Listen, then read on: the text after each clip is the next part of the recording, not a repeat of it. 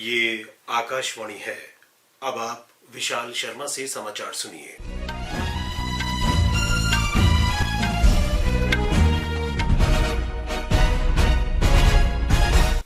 प्रधानमंत्री नरेंद्र मोदी ने कहा है कि ऑपरेशन सिंदूर अभियान के तहत पाकिस्तान में 9 आतंकवादी ठिकाने ध्वस्त किए गए और 100 से अधिक आतंकवादियों को मार गिराया गया। उन्होंने ऑपरेशन सिंदूर की सफलता के लिए तीनों सेनाओं को सलाम करते हुए कहा कि आपके पराक्रम से देश का सिर गर्व से ऊंचा हुआ है। प्रधानमंत्री आज आदमपुर एयरबेस पर सैनिकों को संबोधित कर रहे थे।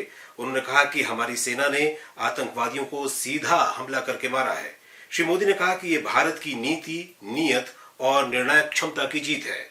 दुश्मन के परमाणु हमले की धमकी की हमने हवा निकाल दी और उन्हें घर में घुसकर मारा है। प्रधानमंत्री ने कहा कि भारत माता की जय केवल एक उद्घोष नहीं है, बल्कि ये देश के हर शहीद की शपथ है और हर नागरिक की आवाज है। इसकी ताकत दुनिया ने देखी है।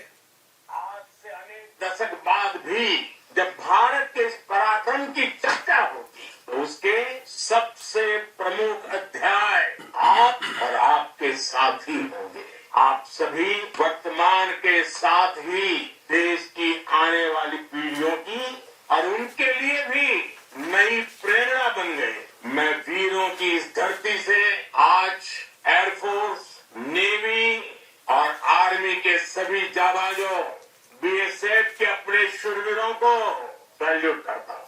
प्रधानमंत्री ने कहा कि सेना के पराक्रम की वजह से ऑपरेशन सिंदूर की गूंज पूरी दुनिया ने सुनी है। इस दौरान हर भारतीय सेना के साथ खड़ा रहा। आप सभी ने कोटि कोटि भारतीयों का सीना चौड़ा कर दिया है। हर भारतीय का माथा गर्व से ऊंचा कर दिया। आपने इतिहास रच दिया है और मैं आज आया हूं आपके दर्शन करने के लिए। जब वीरों के पैर धरती पर पड़ते हैं तो धरती धन्य हो जाती है। जब वीरों के दर्शन का अवसर मिलता है तो जीवन धन्य हो जाता है। प्रधानमंत्री ने कहा कि बौखलाए दुश्मन ने आदमपुर एयरबेस पर हमला करने का प्रयास किया।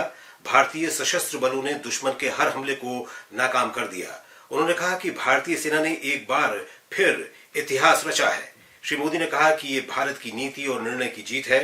उन्होंने कहा कि मैं यहाँ वीरों के दर्शन के लिए आया हूँ।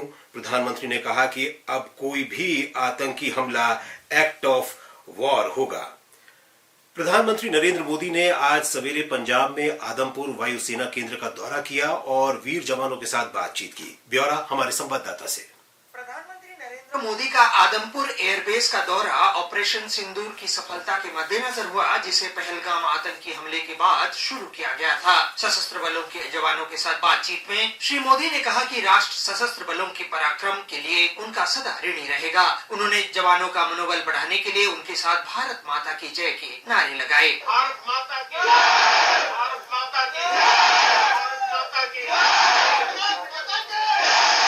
कल श्री मोदी ने आतंकवाद से लड़ने के लिए भारत की अटूट प्रतिबद्धता को रेखांकित किया था और जोर देकर कहा था कि देश पर किसी भी आतंकी हमले का कड़ा और दृढ़ जवाब दिया जाएगा और नई दिल्ली परमाणु हथियारों की धमकी से नहीं दबेगा। इस बीच आज रक्षा मंत्री राजनाथ सिंह ने नई दिल्ली में सीडीएस जनरल अनिल चौहान, नौसेना प्रमुख एडमिरल दिनेश के त्रिपाठी, सेना प्रमुख जनरल उपेंद्र द्विवेदी और रक्षा सचिव राजेश कुमार सिंह के साथ एक उच्च स्तरीय बैठक की। इस बीच भारत आज शाम दिल्ली स्थित विभिन्न देशों के डिफेंस अटैचे को ऑपरेशन सिंदूर के सफलता के बारे में जानकारी देगा। भारत ने इस ऑपरेशन के तहत पाकिस्तान और पाकिस्तान के कब्जे वाले जम्मू और कश्मीर में कई आतंकी शिविरों को सफलतापूर्वक नष्ट कर दिया। इस ऑपरेशन में 100 से अधिक आतंकवादी मारे गए। दिवाकर के साथ अनुपम मिश्र, आकाशवाणी समाचार, दिल्ली।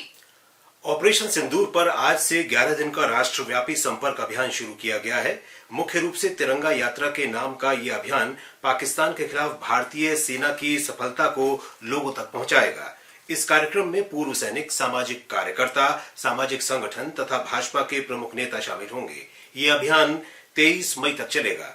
इसमें बताया जाएगा कि कैसे भारत ने पाकिस्तान और पाकिस्तान के कब्जे वाले जम्मू कश्मीर में आतंकी शिविरों का सफाया किया।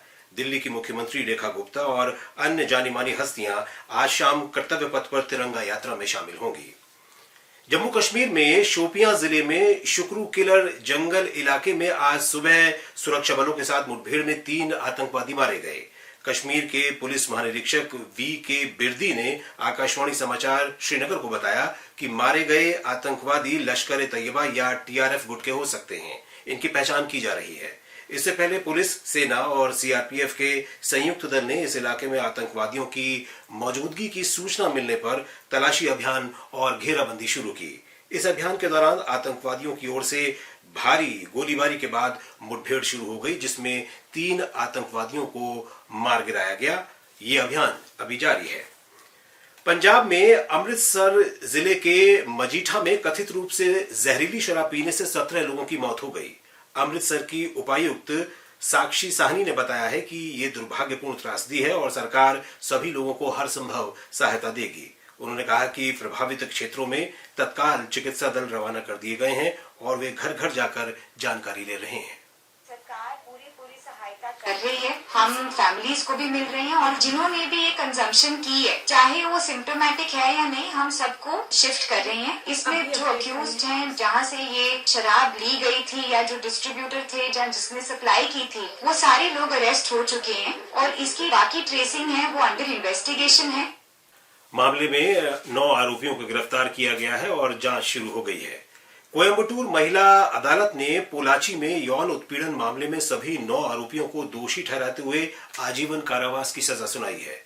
अदालत ने राज्य सरकार को यौन उत्पीड़न मामले में जीवित सभी 8 महिलाओं को 85 लाख रुपए का मुआवजा देने का आदेश दिया है। ये मामला फरवरी 2019 में सामने आया था, जब कॉलेज की एक 19 वर्षीय छात्रा ने यौन उत्पीड़न और ब्लैकमेल को लेकर पुलिस में शिकायत दर्ज कराई थी। इसके बाद ऑल इंडिया अन्ना डीएमके सरकार ने मामला सीबीआई को जांच के लिए सौंपा था। केंद्रीय माध्यमिक शिक्षा बोर्ड सीबीएसई ने 12वीं और 10वीं कक्षा के परिणामों की घोषणा कर दी है। इस वर्ष 12वीं कक्षा के 88.39% विद्यार्थियों ने बोर्ड परीक्षा पास की है, जो पिछले वर्ष की तुलना में 0.41% अधिक है। आकाशवाणी से बातचीत में केंद्रीय माध्यमिक शिक्षा बोर्ड के परीक्षा नियंत्रक संयम भारद्वाज ने कहा कि 12वीं कक्षा के परिणामों में इस बार भी लड़कियों ने बाजी मारी है।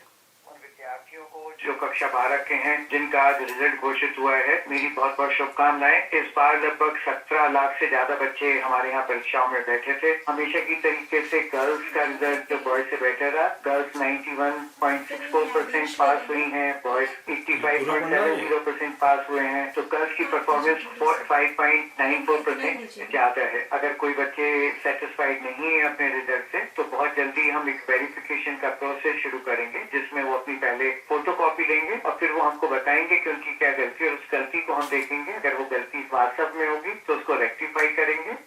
10वीं कक्षा के 93.66% विद्यार्थियों ने बोर्ड परीक्षा पास की, जो पिछले वर्ष की तुलना में 0.06% अधिक है।